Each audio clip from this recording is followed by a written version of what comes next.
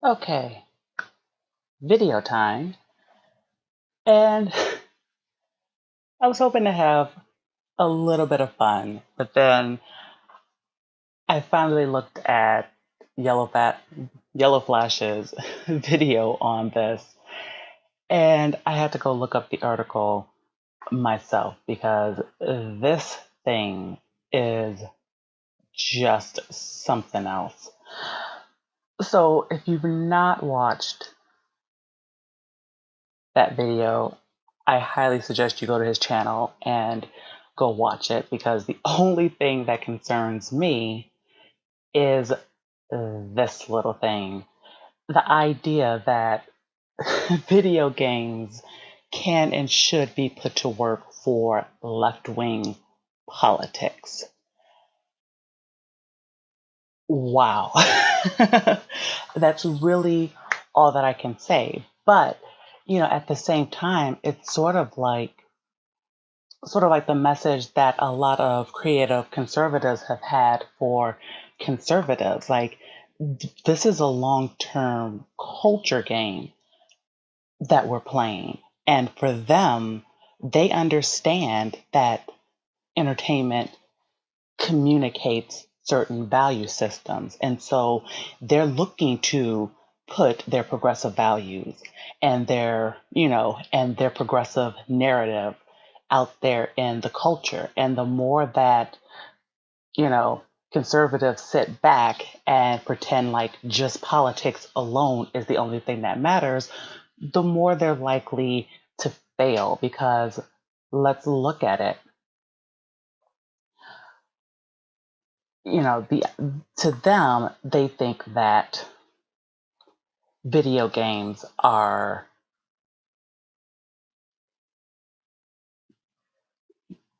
well, they think that they're biased, and they would be correct because a lot of creative types tend to lean toward the left. And so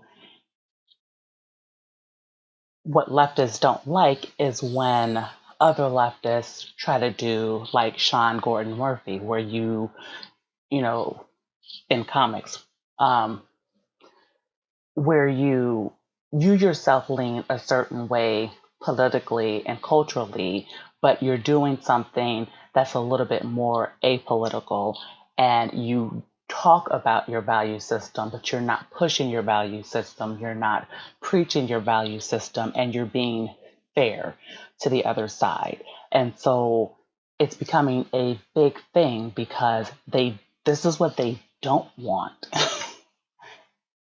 That's what they don't want. What they want is completely shoehorned in politics.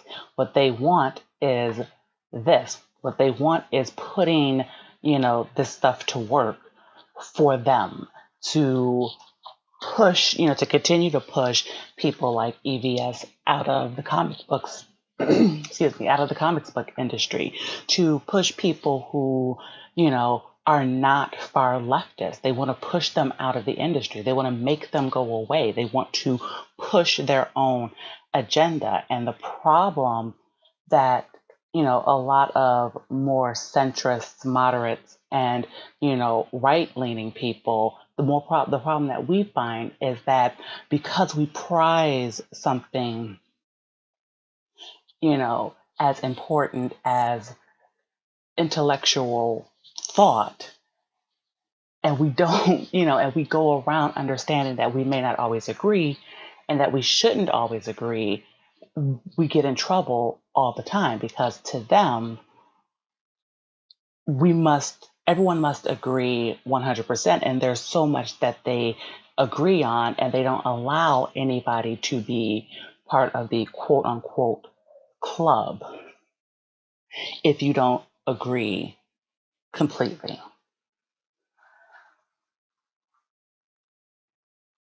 That does it for the more political part of it. And I'm pointing this out because it really kind of ties in to what my video was going to be about in the first place. I said I wanted to have a little bit of fun, and part of that fun, is going through Indiegogo.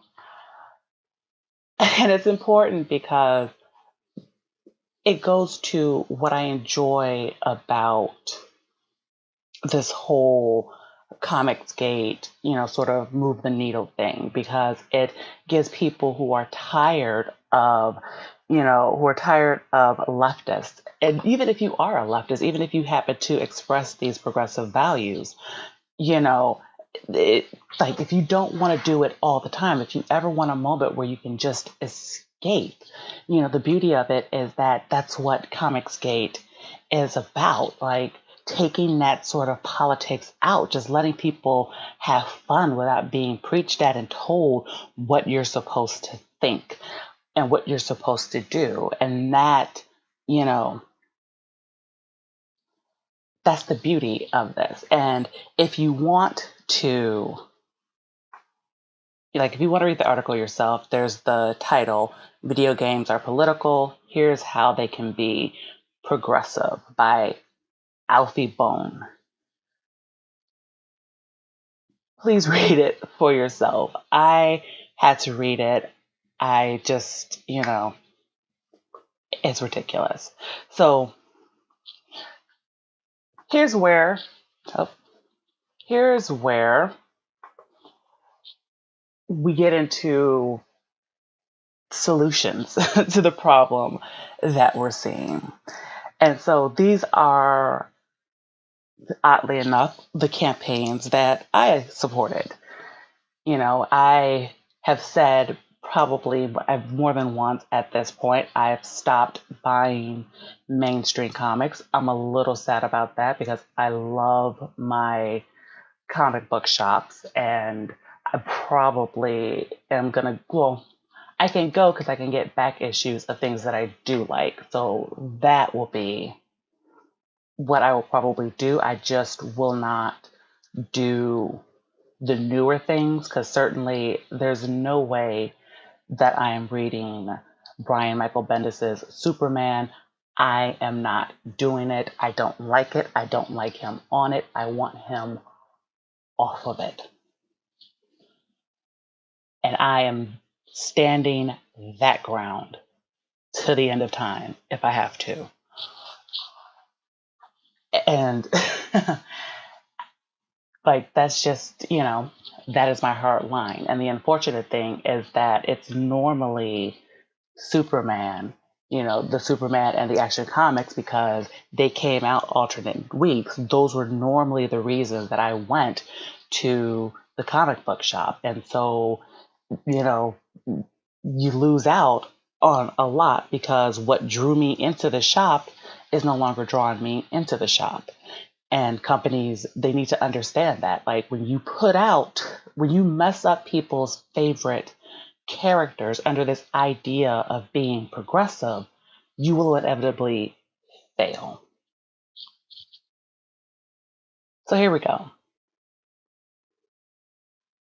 My picks for combating the foolishness that is progressiveness or progressivism in comics.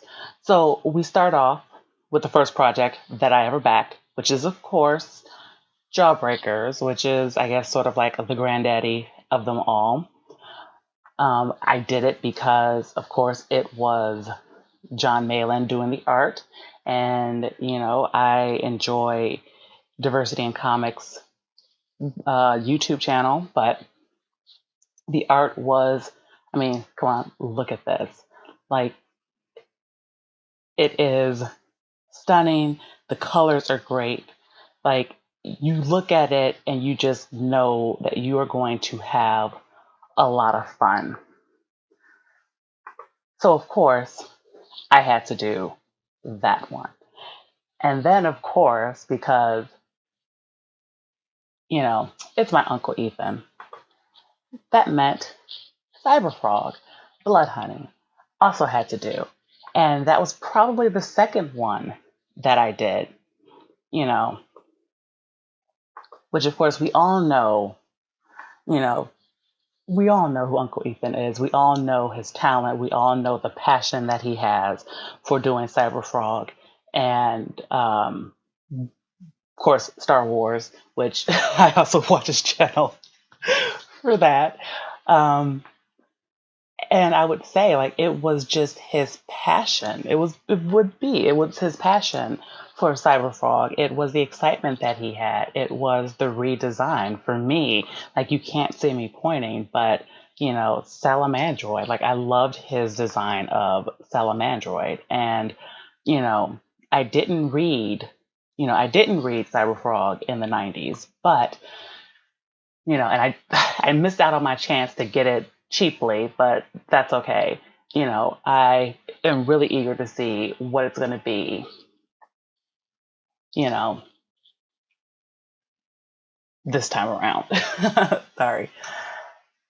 Then also, I think the next one I did, maybe I won't do it in order because it's sort of like I can't quite remember in order, but I know that I did Nasser's Stardust because I can't say that I'm necessarily into horror, and it took me a while to decide to get Nasser's one, but I really kind of liked the art, and I really like. I'm a fantasy writer, but I do kind of like some sci-fi. I like more soft sci-fi, of course, but there was something about, especially like the drawings and things that really kind of intrigued me. So I got that one. And I got it too because, I didn't just want to get the big names in Comicsgate. So, sometimes you want to find the little guys and see what they have too. Which leads me to Jack Irons, Steel Cowboy 2. I also I also did this one because I thought, I like sci-fi. I went through a phase of really liking westerns where I used to watch like the Western Channel every day, like all day when I was a kid. And so, the idea of combining space and westerns, I thought it was kind of intriguing. And this was another one where it took me a little bit to decide to back it. But um, I know that Cody Fernandez, the creator, had done he had done a interview with number one Marmaduke band, and he's another young guy like Nasser is, and just listening to the fact that it was a passion project that took him like a decade to develop, as someone who is kind of going through the same, it's sort of like, yeah, I can get that, and you know I love that. So then, of course, project number 2 from Diversity in Comics, Iron Sights, the graphic novel. This one,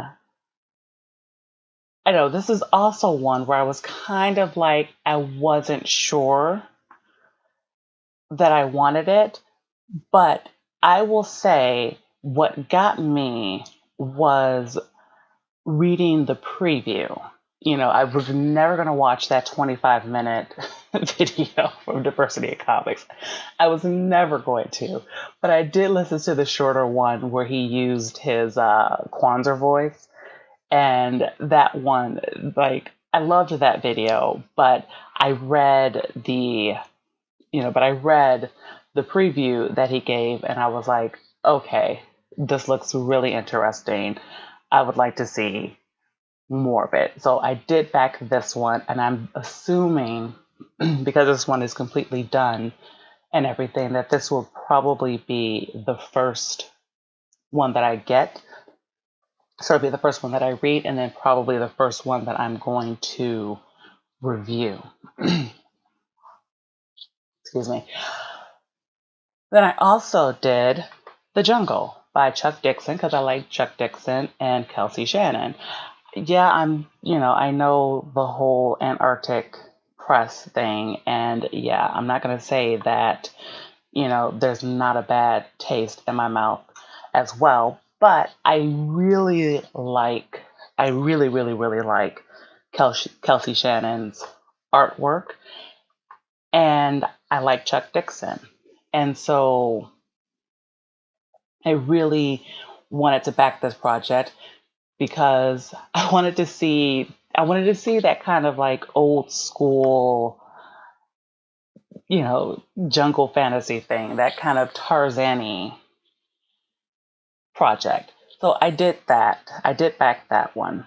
And I think that'll be pretty good. I mean, because it's Chuck Dixon, and I mean, look at the art.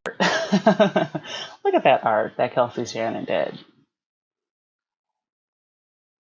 But I also did the counterpart of Ravage, Kill All Men by Cautionary Comics, and it. I'm trying to think what was it that really drove me to do this, because at first it was sort of like, I don't know that it's really me, but of course Chuck Dixon did that one. And, I mean, we all know Ben Henderson is the owner of it. But I know people in the project. Oh, now we have, now we have art pages. And they look really good. The art looks really good. But I don't know, like with this one, because I kept hearing about it and I kept hearing about it. And, you know, like I'm a girl, and so I don't really enjoy all the extra sexy female stuff because I'm a straight woman. And although I do like looking at the feminine form, especially, in comics. I love the comic female proportions. I think that they are extremely attractive. And as I had to admit, I think drawing wise, I think for me, like I enjoy drawing the female body more than I enjoy drawing the male body, even though like looking at and studying is sort of like the reverse for me. I love looking and studying the male body over the female body. I don't know. I don't know. But I finally did Ravage Kill All Men. And I think it probably was because of the whole toxic feminism and extreme masculinity collide kind of thing. I'm I'm not remotely a feminist. I don't really enjoy feminism at all. And so I think I just kind of enjoyed that that aspect of and I kind of want to see what they're gonna do with it. So I think with this, I think I actually, because I couldn't decide what cover I wanted, I think I ended up getting both covers because I thought both of them looked really good, and I wasn't sure. But I guess we'll see when we come. For most of these, except for EVS's, unfortunately, well, for most of them, not all of them, or maybe not even most of them. Sorry. I'm like, what did I do? I did, for some of them, I wanted to get like that extra book. And Jawbreakers, I know I got an extra book. Definitely Red Rooster, which is another project that I backed. I got an extra book because I mean I look at this and I look at the work that Mitch and Elizabeth Brettweiser did, and I'm really excited for this project. You know, I love like the kind of like golden age look that they have going. I love like, it's just like that kind of like small town kind of thing. And it makes me think because I have I have like the first volume of the golden age of Superman, and it kind of gives you like that same feeling because it's just, like there's just something really nice and sort of like small towny, like moral and just, you know, and it's great. And I'm thoroughly excited for this project. So I had to get the two books because I figure I have to put one book aside and save that one and like never touch it, and then have like the other one where I just keep reading and, that. So what else did I get? I did, of course, Mike Miller's Lone Star, Heart of the Hero. I liked his art. I read the preview pages and it looks like it's just going to be fun. And, for me, I've mentioned this a couple of times now in this video and, in all my previous videos. I enjoy fantasy. So I enjoy that kind of like supernatural element. So the fact that there's going to be, vampires and, just like supernatural stuff in it that just excites me in mixing and matching because I know that I'm going to be doing not quite like that where I'm mixing supernatural, but certainly, I'm mixing space and superheroism in mine kind of thing. But this was another one where I read the preview pages and I was like, oh, I really enjoy this. And I really, am excited to see what it's going to be and what it's going to look like. And, I think it's going to be another great project. And I can't wait for that one to be finished as well. And speaking of real fun, if you've not heard, Doug TenNapel has Bigfoot Bill, the graphic novel. And Bigfoot Bill and Doug TenNapel did did Earthworm Jim in the 90s. And I got this because I remember Earthworm Jim. I remember the video game. I remember, the television show. I remember, I just remember it being just like this. I remember loving the art and it being like this big thing. And so when he talked about, Bigfoot Bill, I knew that I had to get it, because he calls it all ages. So it's something that I think would be great to share with the kids, Like right now, my niece is really young, so she can't necessarily have that kind of, she doesn't have that sort of ability to understand as much, but she loves pictures and she loves art. And I think that she would kind of love this. And of course, my, twin nephews are still babies themselves. So they would just destroy the book. So there's no point in trying to read with them. But at least with my niece, it's sort of like, this is something that I would love to just like flip through with her. And certainly, when I have my own kids and they get to a certain age, this is something that you would just be able to pass on and just let them be able to look at this and be those kids who sort of learned how to read and learn to enjoy reading by doing, by reading something like this, Bigfoot Bill.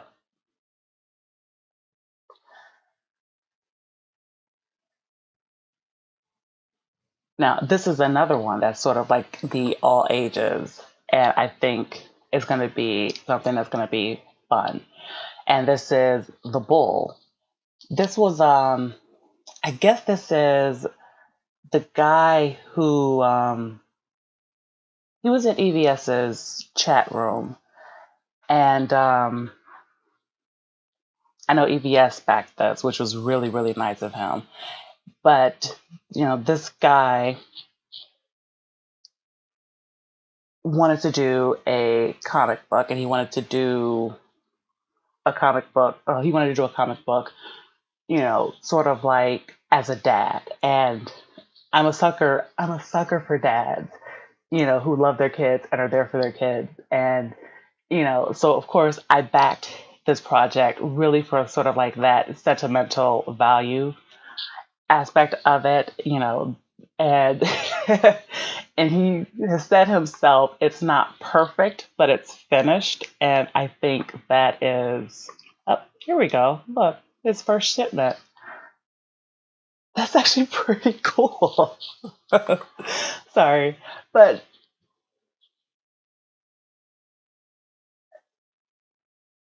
I'm excited for people who are trying to get into the industry. And one of the things I really believe in is planting seeds. So I do believe that it's sort of like you're blessing people to be able to forward their dreams and be able to do these kind of things. And I just love doing things like that. So The Bull is another project that I backed, and I can't wait to read that and look at that. And because it's going to be like the Bigfoot bill, it's going to be more family friendly. I think Red Rooster, they did say, is also going to be more family friendly. And in all my more adult graphic novels, I don't really having a few sort of like lighthearted little things. I think it's going to be really awesome. Um, which one did I not show? Oh, here we go. Brand. So I heard about that, and EVS had Antonio Bryce on his Comicsgate live stream. And then this morning, as I'm recording this, he was on Doug Naples' live stream, which just reminded me that I wanted to do this video. He's still looking to complete his goal with 21 days left, so certainly I would say check it out. But the thing that caught me, of course, was this. Like, if you could see my cursor, but like, I was hooked here. I was hooked here. And then, you know, there's the Christian aspect of it. And I'm, you know, I love that too. So I don't know that this is going to be like completely or extra biblical or anything, but I think that it is going to be interesting. And I think, I would love to see this project be fully funded.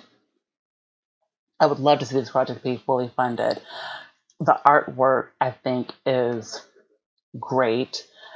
I'm going to stop here because, but I think that we need all types. I'm just going to tweet that out for a second. There we go. I do that sometimes. Sometimes projects that I like, I'll just tweet it out. But I do think that we need all kinds. And I know some have talked about doing slightly more Christian. I know that there's the Trump related comics and things like that. I think the glorious thing is that there are options out there for people, and that we're getting to a place where we're able to see options again, that things that people are passionate about, people, things that they love, you can find something that motivates you. If you love horror stuff, then there's Nasser. If you love just superhero action, there's Jawbreakers. You know there's the there's the Golden Age Red Rooster. There's like, this, it's sort of like the feel and flavor that everyone can find for themselves. And I'm really excited about this. And so the last one that I'm going to talk about is one that I've not yet backed, but I have every intention of backing. because it's John Malin. And this one just started, so totally okay I'm totally okay with waiting until I get paid and doing that. But of course, you have the wonderful John Malin art, because of course you do, and that's always going to be a sort of draw for me. And then you also have, I mean, like, look at that. That is just atmospheric right there. And then you also have the element of the supernatural, which I love supernatural. So it has everything, so it pretty much has like most of the elements that I enjoy. And so, you know, if you are looking for projects to back, there are projects to back. There are options now that, we don't necessarily need the mainstream comics industry. Like, this is how I feel about writing. They're no longer needed, because if they can't abide, allowing people to disagree culturally and politically, then, they just don't need to be backed. They don't, we don't need to give them our money for them to then, take it and use it against us for their own, desires. Because think about it like this: the gaming industry or progressives, like, games aren't the only industry that progressives have been destroying. They want to, because they are interested in long term destroying the culture. And I think we have to turn around, and we have to combat that with choice, with interesting things. We have to engage creatively. It's dire at this point for conservatives. I'm still interested in politics, because I think, politics is something that directly affects us. Certainly, the closer that you come, it directly affects you. But I see the problems in the culture, and a lot of it can only be combated if, you know, creative, if creative moderates and creative centrists, creative conservatives, if they begin to engage the market and they begin to, create things. And it doesn't all have to be political. It just has to be good. I mean, look at look at a lot of the numbers that I showed you. There are people out there who are just ready, and they're waiting to be able to support good projects because we're craving it. So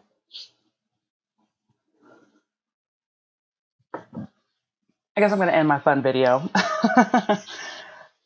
And it's probably much longer because I went through all the projects that I backed. But I just keep reiterating this, and I keep reiterating it because it's like with anything else. It needs to be heard. It needs to be talked about. It needs to be understood. In order for things to get better, is in order for things to get better, a war is going to have to take place. And we're not talking physical war with, weaponry or anything like that. This is a cultural war. This is a cultural fight. And, morals, like morality and conservatism, and even at this point, centrism and moderatism, it's been losing ground. We have been losing ground because we've had this attitude of just sitting back. And the more that we sit back and, and say, well, maybe it'll go away, the more emboldened and empowered the leftists have gotten. And so they've gotten even worse, and they've gotten, so much louder. And when you think about it, Marvel's not going to help. DC's not going to help. These industries are not going to help because they are pushing themselves further and further left. So, it's sort of like Stephen Crowder was saying, it's like you have to find the hill, or you have to find the hill you're willing to die on, like, and not move forward, not move from it. Like, where is your ground? Where are you going to stand your ground? Where are you going to say, I'm not going to move from this spot? As a creative person, I'm not moving from the spot of creativity. I'm not letting myself be bullied into buying things that I'm not going to enjoy. I'm not going to let these industries tell me what I'm supposed to think. I'm not going to let these industries, push their agenda on me. I'm going to create things that are fun, enjoyable, adventurous, and, I'm willing to push back and, find a way of giving people options. And hopefully, because we're seeing this in the Comicsgate community already, just the sheer amount of creativity that we can actually do this thing, that we can sort of infiltrate the industries and show people that, hey, there are options. We no longer have to take what the leftists are giving us. There's more food over here. That's it. That's what I want. That's what I'm looking for. And so that is where I will definitely leave it. Certainly, if you've not looked at any of these projects, if you've not backed them, by all means, look at some of them. Some of them are really good. They're all on Indiegogo, and you could just look it up. If you like this video, hit the like button, hit the subscribe button to subscribe, and all of that stuff. By all means, please do it. Share it, all of that. And find something that you enjoy. Please find something that you enjoy. Find something that, just motivates you. And if you are a creative person, find something that just makes you feel like you want to create as well. Find something that will inspire you to push and move forward, because certainly that is what we need to have the ability to push and move forward. And I'll leave it at that. I will see you guys on the next video. Bye.